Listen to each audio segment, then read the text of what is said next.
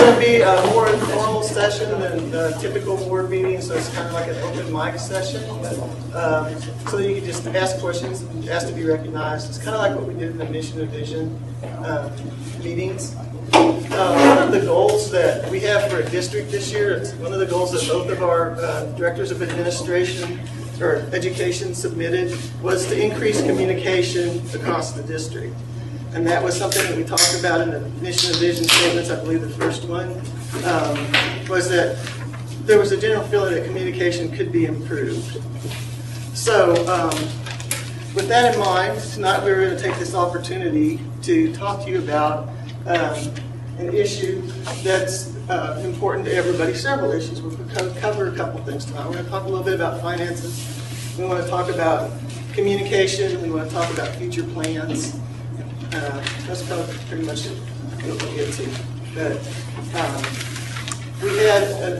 we recognize that there's been some rumors going around and maybe some stuff on the internet and just kind of a void as far as financially what's going on. So we wanted to try to fill that void with some facts and information. So hopefully we'll be able to do that for you tonight. One of the things that we're going to talk about, and the reason we have a lot of these important people sitting here, what we're going to talk to you about is an opportunity that we're exploring right now to restructure our bonds. We're not sure if it's the right thing for ACA, but we think it's an opportunity that's worth looking at. It's worth looking at because if it's going to work out for us financially, it would allow us to have a little bit more leeway, a little bit more cash flow, so that we could keep putting money into the classrooms instead of having to constrict. So, Greg, would you like to talk a little bit about the bond? Restructure? All right, so we got bonds last year. The bonds did three things for us. Number one, they retired the existing bond that was on this facility. So the bond that was obtained in the early 2000s for this facility was rolled into the new bond. The purchase for the Bowen property was in that bond, and the renovation of the Bowen property was in that bond. The bond was written for us, with the help of our consultants, to have a 1-year window where we would be able to buy the bonds back, so we would have a chance to refinance. We were looking forward to the legislature passing a law that would let the permanent school fund back charter school bonds, which hasn't been possible in the past. And good news and bad news, legislature passed the law. TEA has not developed any guidelines or procedures yet to implement. All right, so that didn't work out as well as we had hoped. The TEA actually got cut worse than the schools themselves did. So it's going to be a while probably before they have any policies built up for that. And we also anticipated going back to bonds now and doing a little bit better than we did last year. All right. We're in a scenario where we will not do better than we did last year, but what we are exploring instead is a situation where if you have kids in the school and they talk about special visitors on Friday, there are investors that are looking to buy the bonds for a term of about, well, to give us a window of about 3 years, so we actually end up kind of right back where we wanted to be now, which is going back to the bond market with a better rating, with, by then the TEAs hopefully got the rules and regs straight, the backing of the state of Texas, giving us a really good bond rating. We're looking at a scenario where we might buy a 3-year window to get back to where we thought we would be today.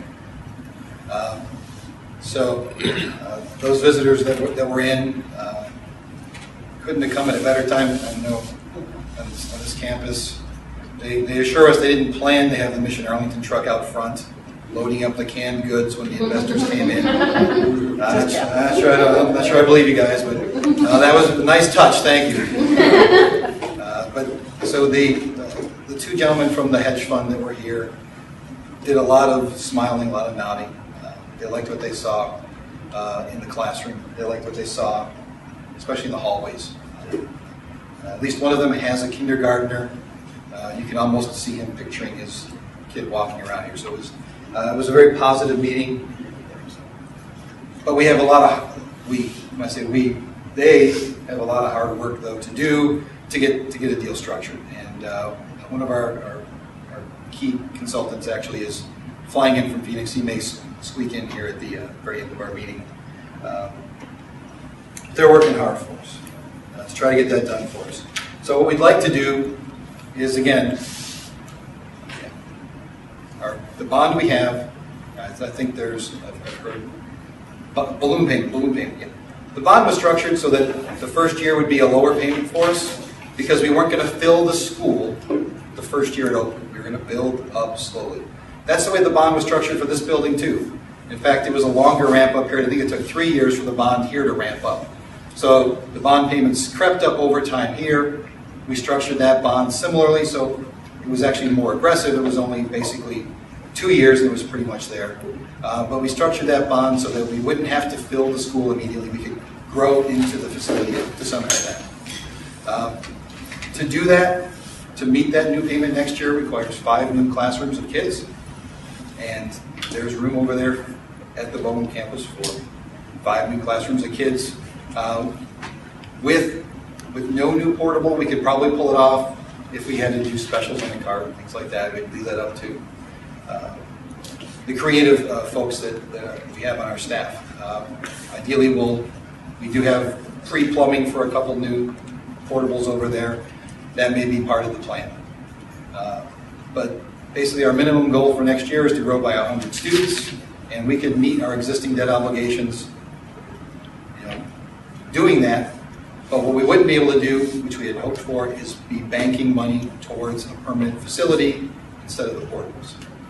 So the idea is, with help of the restructuring of the debt, buy this 3-year window so we don't pay as much per year, bank money, 3 years go by, we've got a big fund balance, we're going to get a better credit rating, and then we can refinance the existing bonds, and then we can plan for the new facility. Right? The new facility is, on paper, out back at Bowen, a middle school. Not the only possible scenario that would work, but it's the plan on paper. All right, so that's the bonds. Where we are, we're in a place that's not horrible, but not good. So we want to take advantage of the bridge scenario so we can, in 3 years, be where we really wanted to be today. So I guess what I would add to, or emphasize about what Greg was saying is that this window was a planned window. It has always been in the plans to try to redo something now. But I hope you all heard, I know he said it, but I'm going to say it again. Even if we don't, even if this bridge plan ends up not being a good enough deal for the school to want to go through with, if we had 100 kids here next year, if we had 5 classrooms, we could still meet our debt requirement. The advantage of doing the bridge plan is that it would free up some money because we would be paying so much in debt service that would be used to put back in the classroom or to increase our fund balance. So I guess that's the bottom line.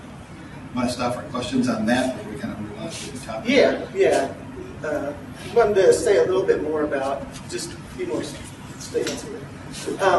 I think as I know that some of the concerns I hear are it's growing too fast, we're adding too many students. And so as board members, we have to balance that. We're trying to balance what we need to do financially while keeping the integrity of the classroom.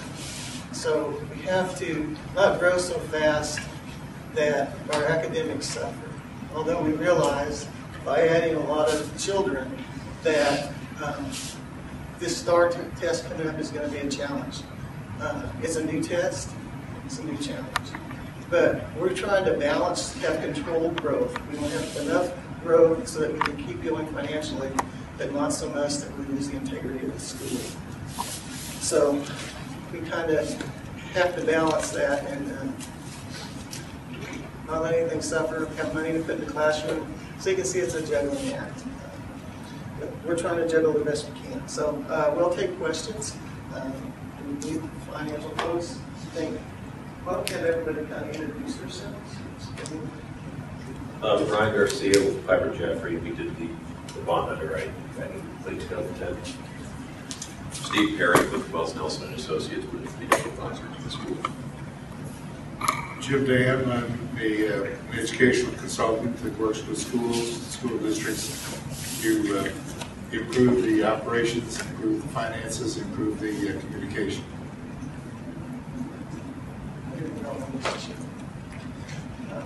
Might add that we're bringing, as we looked at the finances, we realized that we could use some help. So we're bringing on Jim to help us look at our financials all the way, look at what reports we're getting, what type of reports we're getting, what we should be seeing, so that we don't have a reenactment of some of the issues that we've had in the past.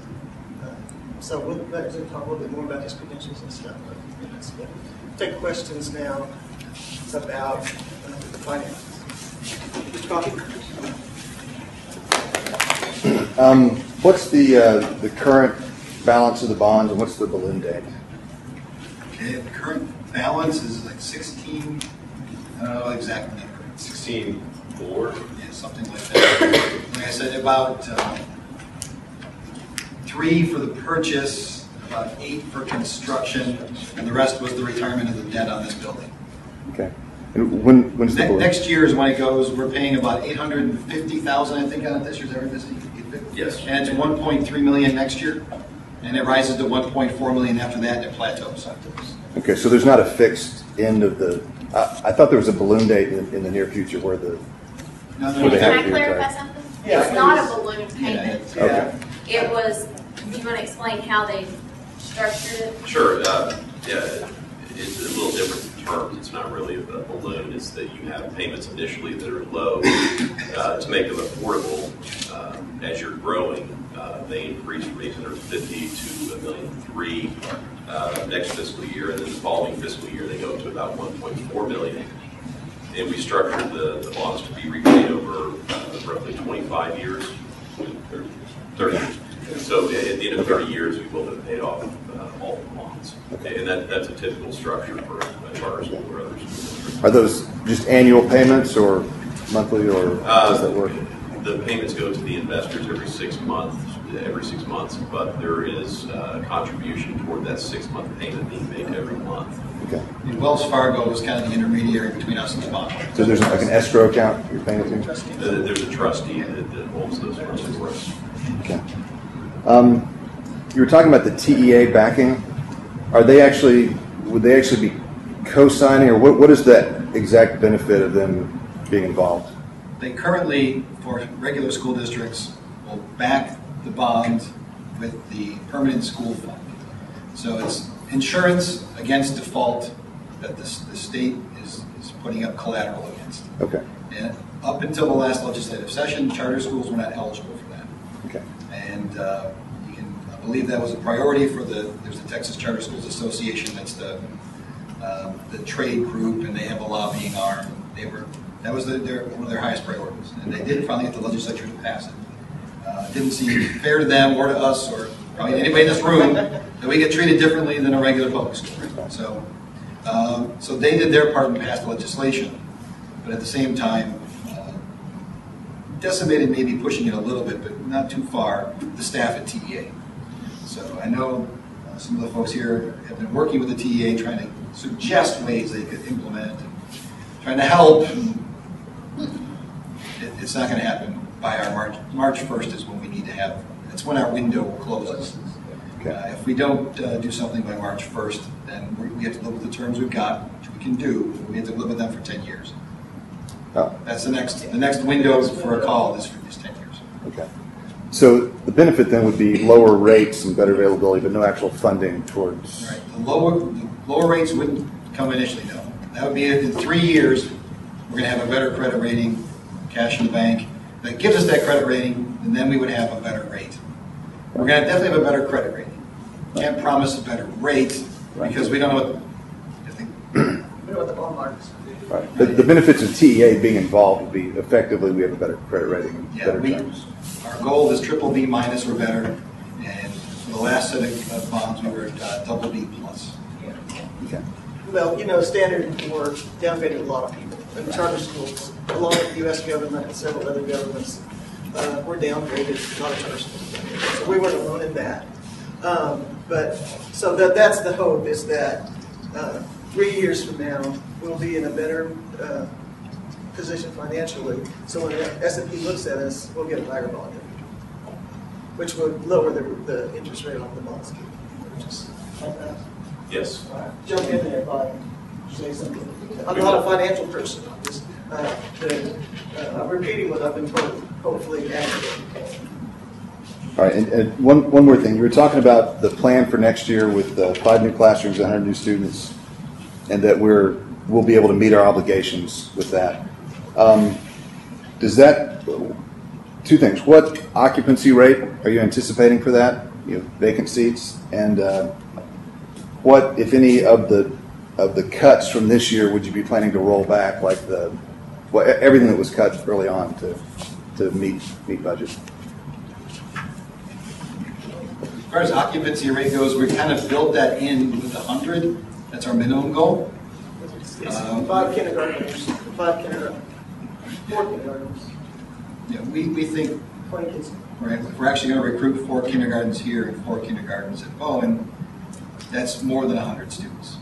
All right, so we could safely recruit 100 students. So we kind of built in that rate. So as far as the kind of belt and suspenders, extra safety approach, the budget also calls for basing the revenue only on 95% attendance rate, and we have been dipped below 97 as long as I can remember. Not as long as she's been on the watch. That's my thing. Yeah, that's her thing.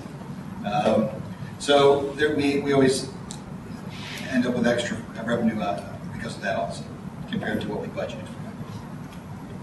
The other part of the question, I'm sorry. The cutbacks from this year, you're going to be rolling them back. All right.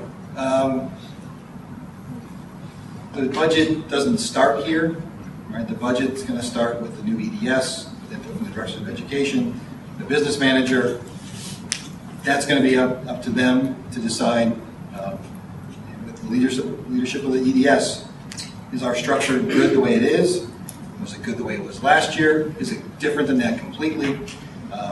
We want the EDS when they come in, and we have Jim also as a consultant with many years of helping schools become more efficient and to get us to a place where we want to free up money to put back in the classroom if we're spending too much other places. Yes. But that's not going to come from us, it's going to come from the staff.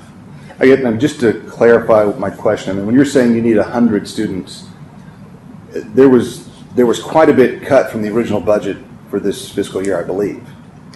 I don't know the details of it. That's hopefully what we'll find out some more of that tonight. So my question is, when you're talking about needing 100 students, are you talking about meeting the current rate? So that wouldn't include rolling any of those things back. That would be another problem to solve in addition to that. Right. So 100 is we have a waiting list of about 350 right now, 350 something. And so 100 new students without the benefit of our marketing blitz for the spring is a very conservative goal. But like I said, at that we would comfortably make the payments next year, but we wouldn't be able to do what we wanted to do to prepare for the future. Okay. That's where the possible restructuring comes in. Okay. Thank you. Anybody else? Just really quick. I know that 7th grade has gone down in numbers. Are you still planning on having 3 8th grades and 3 7th grades, or are you just going to just base it on the number of people that are currently enrolling? I'd say that's probably still under evaluation, and we'll go with what we have in the numbers. We're not going to have 5 kids in a classroom. But you're still banking on having an 8th grade. At this point in time. I wouldn't say banking. Yeah. Well, I think, again, we plan to have you're it, still planning on. right? Anticipating. But again, the plan will come to us from the people who know best. Thank you. Anybody else? One more quick one on that one. Do we know the re-enrollment rate for, I mean, we passed the cutoff, right, for For returning continuing? students? Yeah. Do we know those numbers yet? I don't know if that report. We haven't gotten a report on that yet. No. You guys have Was it like the end of January? It was then? like yesterday. It ended yesterday, so I think that's a bit. What do you mean we don't have the report yet? Like bring you a large box and you can Yeah, I was gonna say, I think it's a bit early to have that.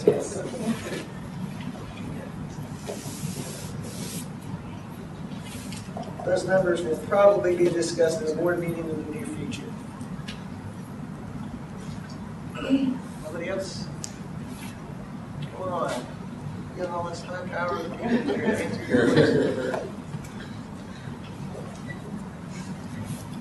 all right. So let's talk about some of the people that are sitting over there at that table. Some of the new staff that we have on hand. We have hired a new business manager, Melanie Schroeder. Over there. Yep, there's Melanie. So you want to give us a little background on them? Melanie has recently moved to Texas, but she has 20 years in governmental accounting, 10 with the city, and then she was the assistant finance director for a larger school district for over 10 years. So where she's living now is close to the charter schools. She came to us, she has a ton of knowledge, and she's already jumped in and started fixing some of the problems that we needed to correct. Mainly ones that our employees will notice and be thankful for. Yeah. And then, Misty, you want to tell us a little bit about your background? I actually worked for ACA a couple of years ago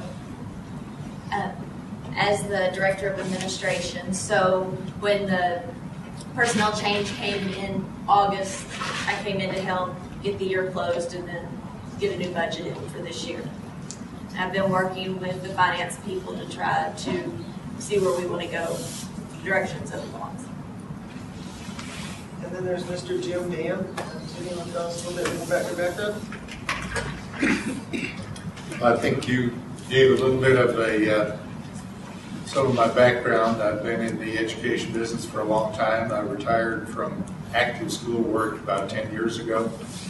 And in that 10-year period of time, I've worked for a number of school districts across the state and actually outside of the state as well, in trying to, in some cases, improve an already good school district, and in other cases, trying to fix the problems that school districts have.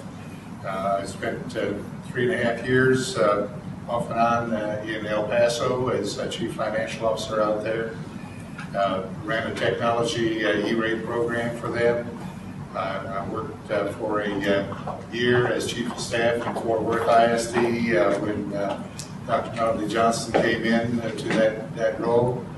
I had just finished about a year and a half ago. I finished 2.5 years as chief operating officer, chief financial officer for Richmond, Virginia Public Schools.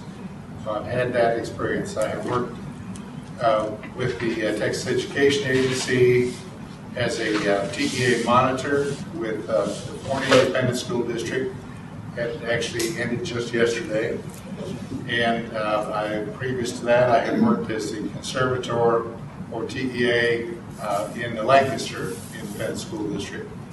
And those were situations where TEA had an intervention plan to go in and fix the problems. We worked through that. My goal is to work with the staff, with the board to solve the problems. I don't fix the problems. I give suggestions and ideas on how to fix the problems and bounce ideas off with all of those involved. In this setting, I see the parent community, the PTO here, being a vital part of the input of information, and we look at obviously ways of incorporating that into what makes the optimum educational program for your children. And so with that, I'll respond to any questions or talk with any of you after the meeting. So with these folks working for us, we hope to strengthen our policies. We hope to develop, they're working very hard to develop a 1, 3, and a 5-year financial plan for us, which will strengthen our financial standing and our credit strength. And hopefully that will keep us financially in shape for many years to come. But they're putting the foundation in place that we need to stay on track and move into the future with more financial strength. A wealth of knowledge and experience that we haven't had access to before is now available to us, Mr. Dam, and we're going to fully utilize that. So, does anybody have any questions for Mr. Dam, Ms. Stephen? Oh, we won't know any questions. Yeah, okay.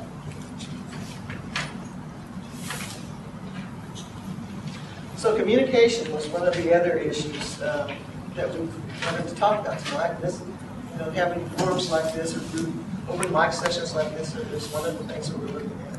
We're basically looking at trying different methods to kind of find out what works for us and what works for you. Some of the things that we're looking at is looking at new ways to do the family when families leave, a family exit process, or I hate to call it a policy, but a family exit process that we go through, where there's an exit interview done with the family. Why are you leaving? If it's something that we can remedy, we can identify and work on that. Maybe a different way of doing those parent surveys, where the surveys are Zoomerang or turned in anonymously or something, so that we get more non-biased. So there's no hesitancy to provide feedback. Also, there's a lot of different ideas that have come forward. Greg had this great idea, because I know that you all who have attended board meetings get frustrated because you have questions, and because of the Open Meetings Act, we really can't talk to you. We can't go back and forth with you. So I know it's as frustrating for us, believe it or not, as it is for you probably. And sometimes it's more frustrating because you know you have the answer, you know you can explain something, but you can't. So one of the ideas that Greg had is some of us get here early and eat and stuff because we come into that with work. So what he was thinking is we could kind of have a dinner, bring your brown bag dinner with the board. You don't have to bring your brown bag. You can just drop in as the board does. And so you just ask us questions and interact with us. We have to keep it under a quorum because we'd be violating tone if we had a quorum. So it'd be an alternation of board members there, so you might not talk to the same people all the time. It'd be an opportunity to get to know your board members on a different level than you do when we're sitting up there.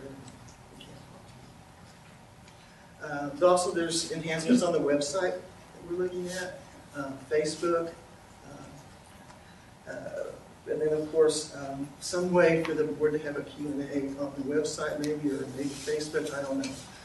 We're exploring that.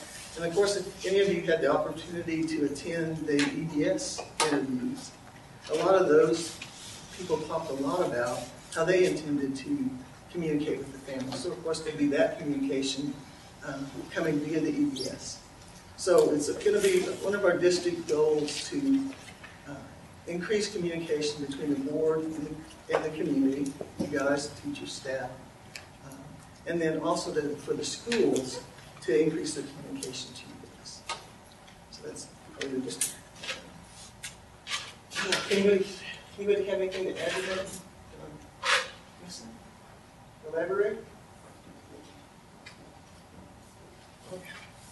So anybody have any questions about that? Concerns? Sound good? Don't sound good? Do this? Don't do that? A kind of tangential question. Are you going to be deciding on the EDS tonight, or what's your time frame for that? We're going to work on that. I don't know that we can say we're absolutely deciding tonight, but that's the goal, is to at least work on getting that. Of course, you understand that's a very important decision. Probably the most important decision we've made in quite some time. So we want to take our time, look at those candidates really closely, discuss between ourselves. I understand there's been feedback from some people We'll be looking at that. So we really want to, we're going to take our time, but we can absolutely say that we'll arrive at a decision tonight. That as soon as we know, they'll know, and then as soon as we let you all know, we will. Of course, there's negotiations that must occur in between those two things. Yes. You want my opinion, no, just to break the. Break the ice. Yeah. Somebody's got to talk back to me. Yeah. Well, 100% of it, about 90, at least 90% is deliberate. So coming out from behind the desk and everything, that accounts for at least 90%. So you're doing really good. Okay. They get tired of looking at my back tonight. And that's why I said we want to make a circle, because I feel like a lot of times, our backs are turned to you, at least the administration backs are turned to you. That doesn't really let us communicate very well. But can't always come out from behind the desk, because lots of times I'm not just yakking, I'm trying to write down notes. And it's not always kind of. But when we have these informal forums, we'll try to come out from behind the desk. The bigger issue when they're facing away is we can't hear them a lot of the time. I know, and the acoustics are bad, and you do talk about. Okay, that's my daughter. People's phones go off. And she's okay. So we'll just let her ring on in. No, I apologize for because I have it on vibrate. And I always tell her, I'm an important meeting, don't call. Oh, I forgot. I guess to be 18. Too many other things on your mind. Somebody can shut. But, so, whatever we were saying before that totally blew my mind. Any other questions about communication? Is the Facebook thing a good idea, or people like Facebook thing? Yeah. I just have a small comment about that. I know there's some parents who don't want a Facebook page. Okay. I've heard a couple of comments that say they don't want to create a profile. They don't. So I don't know if that'd be a good official communication from the board to the parents, but I'm be honest. I have Facebook. I know a lot of parents say they don't want to do it. Yeah, they just get that's kind of putting your stuff out there, isn't it? Right, and they're leery of it, so it may not be.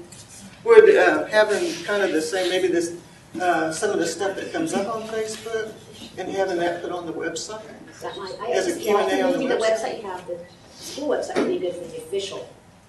So all the parents can go check on it, and they don't have to worry about leaving their profile or, I mean, you might want to committee it, but even though, and I have to agree with her. I mean, being tech savvy and all, you talk about open records, everything you put out there, kind of freedom of information, all of a sudden, it becomes, and then friend of a friend can see friend of a friend, and, next thing you know, it's not really that private. And after it's going to be going public soon, and, a whole bunch of issues, so people are going to kind of be pulling back from it. They might like it now. Everybody that likes it and likes this and likes that, they might not like it, if you know what I'm saying, in a few weeks, so. Yeah, you'll have to tell me about that stuff, because I've got a Facebook page, but I don't think I've been on it since last September. Well, that's what I'm saying, a lot of people, so I would always go with, plug people in how they want to plug in, so whether it's Twitter, whether it's whatever they like, but find ways that everybody can. I wouldn't just make it Facebook. I think we found a job for you. Well, I'm just saying, I would just say find however everyone does, connect, and then, make it accessible by, if you go to most universities, they don't just say, hey, it's Facebook. It's Twitter, it's blogs, it's, everything, so. I was talking to somebody the other day that used to be associated with the school, and what he was suggesting is that a text, that lots of people do texting now, so maybe getting some information via text. It's everything, so I mean. Yeah, I think fracturing of communications, that's a big problem now that there's so many more ways to communicate. And if you put bits of information only on one channel or another, then people who want that information are forced to check everything. And I think a more effective strategy is to figure out what you want to send out and then have that duplicated across all the channels you want to support. So it's not just on Facebook or just on School Reach or just on text. You have, everybody can pick their own channel and they get all the information. That's a good plan, because And I would say, I talked with Lisa a little bit about the Facebook page, and I think the intent is for everything to come out via the website, but that would be a secondary source just for people, they check that more often than they do, for those people that do. I'm not on Facebook, so that's why I'm always an advocate for putting out from the official website. And I think that's the intent, is to keep that as a primary source, but to use those as secondary sources. Because me, I don't have any of that stuff. If they don't send it to me in a self-addressed stamped envelope, I don't get it. I don't. I just go to the post office every day, and if it's not there, Yeah, I think that's a good point, is that you have to try to communicate in multiple ways, same information in multiple ways, so that you hit as many people as you can hit. my fax machine went down yesterday, and I was lost. Yeah, that must be. Anybody else have comments about communication stuff?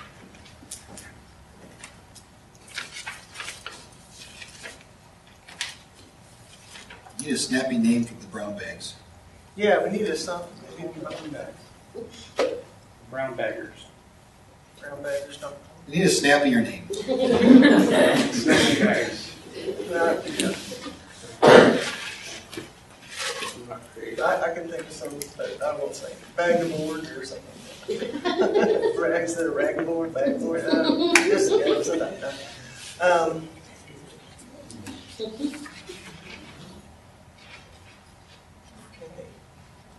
I guess the next thing we're going to talk about, for those of you that didn't get an opportunity to attend the interviews, I guess, Greg, if you could tell us a little bit about our 3 finalists. All right. So the 3 finalists, we had Betty Duncan Kuhn in first. She had experience at HEB ISD, where she opened Keys Learning Center, which is it's an alternative learning environment, but it's almost like almost a charter environment. Students had to apply to get in to Keys, and actually, in checking on references, spoke with the current director of Keys. It's been 25 years since they opened the city. This is their 25th anniversary, and essentially they still run things the way it was set up initially by our candidate. So either she did something really good there or something really hard to change. But I suspect it was something good. She also, aside from that, has spent time at Carrollton Farmers Branch, and at Venus ISD, and at one or both of those, I think both, she was over federal programs with, I think it was at Venus and I'm sorry, I don't remember if it's Venus or Carrollton Farmers Branch, one or the other. And oversaw $10 million worth of federal grants, which is almost twice our operating budget. So she has experience with big budgets and big staffs. Second candidate was Bud Myalkis, who had most recently been the superintendent at Community ISD. So he had actually spent, I think, close to 13 years or so, principal, assistant / associate superintendent and superintendent there. And had managed to do a nice job of building up their fund balance while he was there, found efficiencies in their operations, and taught us a good trick that we may have to use at some point, if nothing else, about TEA actually will get angry with you if your fund balance is too high. All right, so he taught us a good trick, which if we'd asked Misty, she would have told us too, but we haven't had that situation come up yet. Soon, we'll have that problem where we'll have too much fund balance, and all you need to do is designate it for future construction, and all of a sudden, there you go, TEA back. All right, so he managed to build up their fund balance, so much so that they had to designate funds for future construction, so that it didn't actually harm their audit that they had too much cash. Our third candidate was Carl Reichman. So those of you who were there, you know, it would be very hard to sum up him quickly because he went through his career path and Broad and various career paths. wow, yeah, an animator. Wow. All right, so Dancer. Dancing. yeah, he did venture capital. Right, but most recently he was the head honcho. I forget what the official title was, whether it was director, or CEO, or superintendent director of a charter school in California. He was in a small rural ISD where the ISD opened up a separate charter. And so he has experience with having to wear multiple hats. His references talked a lot about all the things he did in addition to being the superintendent / director, occasional janitor, and all the other stuff that he had to do when their budgets were cut in California. Their budget cuts were actually even worse than our budget cuts. I can believe that. Yeah, that's saying something. So the three candidates in a nutshell. And like Terry said, we're going to start deliberating tonight. We may finish deliberating tonight. We may not. But the process is starting. As soon as we've picked a candidate and the candidate has picked us back, we'll let you know.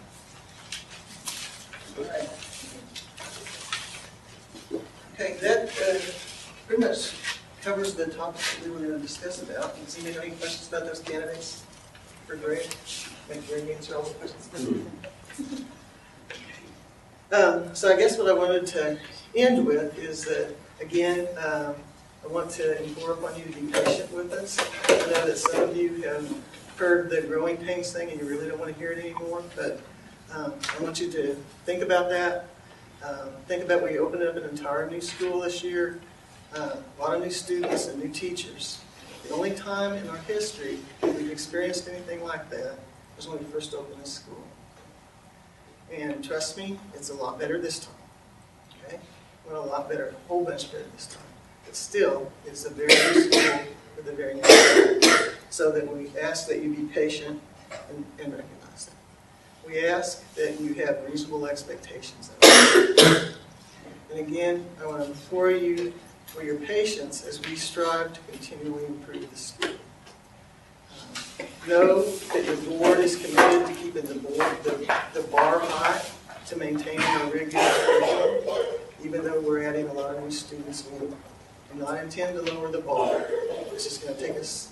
The STAR test may not be what they have been in the past. The STAR test is going to be more difficult, and we're going to be taking it with a bunch of new students. So look at what your students get into the classroom and realize that that really is for me, that was always the true thing. I really didn't care what everybody did on the Texas STAR test, and that may not be true of you guys, but I cared what what my daughter was doing in the classroom. I cared how my daughter's education compared with the other kids in the community. And I had comparisons. I had my nieces and nephews were in the Mansfield School District, and there was nothing similar. We were just so far ahead of them. So I ask you to use that as your stick, not how the whole school does on the STAR test. Look at your student. Is your student getting what you expect? Understand that the board is committed to our mission and vision. And what we heard you say you wanted in that graduate, an ACA graduate, what I heard you say, and what we heard you say in those meetings, is you wanted a student who had character, a graduate who had character, who had discipline, who had a commitment to their community, and had a broad-based education that prepared them for the challenges of the next educational level. That's what we heard you say. So I'm going to leave you with a quote tonight from our illustrious Lisa Callahan. It says, "Our product is an accelerated curriculum, enriched by extensive exposure to the humanities. We aim to produce a culturally literate student bound for higher education and ready to assume a leadership role in our society." That's what this board's goal is now. That's what this board's goal will be 3, 5, 10 years from now. So thank you. Thank you for coming out and talking with us. We're all going to be available for a little bit afterwards. If you have questions that you didn't want to ask in front of everybody, feel free to grab us. Can I say something real quick? Yes, absolutely. I shared this with Denise and Lori earlier, and as an example of what the end result is from a child that goes to ACA, I got a letter from his chemistry teacher today telling me that, oh, by the way, he's an excellent student, he's always on time, always has his ID, does his homework, and is very respectful. Whatever it is you are doing, please keep it up. This, believe me, he's none of those things to me. So it must have been what he learned here, because he references things from ACA continually. You know, the first grade canopic jar discussion, I'll never forget that. I'm still not quite sure what a canopic jar is, but he is. What they learn here, what they take with them here, stays with them. And I know a lot of kids that are in his class, were in his class, that have gone on, and not one of them is different than this. So if anything else, be proud of that. Be confident in that. So. And I've got some, you just reminded me of some stories. I don't know, my daughter was in the first class that started here, and then she graduated. That class is graduating from high school this year. So, had the opportunity, I was over getting dinner at Coper's tonight, and I ran into a past board member and her daughter. Her daughter is an awesome kid. Everything that ACA wants in a graduate, that's her daughter. Almost a full ride scholarship to Tulane for next year. Playing sand volleyball, looking to shoot for the Olympic team in sand volleyball. Plays the flute, acting and everything. Awesome kid. Another kid that graduated with Jamie he's cut his first CD. Because we have a lot of artistically inclined students who come there. Another one plays in a band. So a lot of them we have kids that are competing, seniors who are competing at national level in drama and music across the state that have graduated or in their high school class. So just know we're preparing them for the next level, and that's what you got for. I'm looking forward to that full ride scholarship. So hopefully there's some stories of successful kids and successful students that we've helped produce. And so we intend to keep doing that for as many kids as we can without sacrificing the quality of the product. All right, everybody. I guess we'll adjourn for a few minutes.